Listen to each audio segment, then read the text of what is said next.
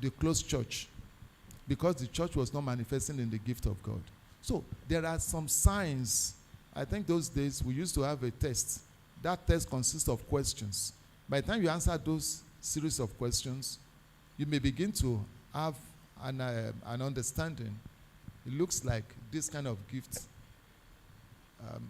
I'm endowed with this kind of gift.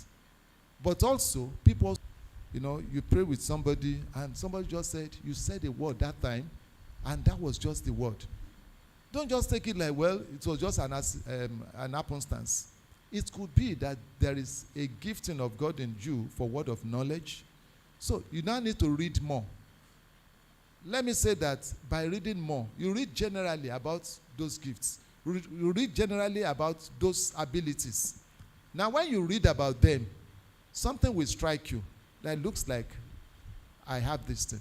But you may ask for confirmation. But as you try to explore, after you have discovered, you explore. And as you're exploring, there'll be confirmation. Whether because there are responses, or you also see that there are results. So, and it doesn't really matter. Like 1 Corinthians, you should desire all kinds of gifts. Desire all kinds of gifts. And then God is the one who decides the one you have. But when you explore, you get to know which one exactly has been given to you. That's one way to go about it without having those tests administered. Thank you very much, sir.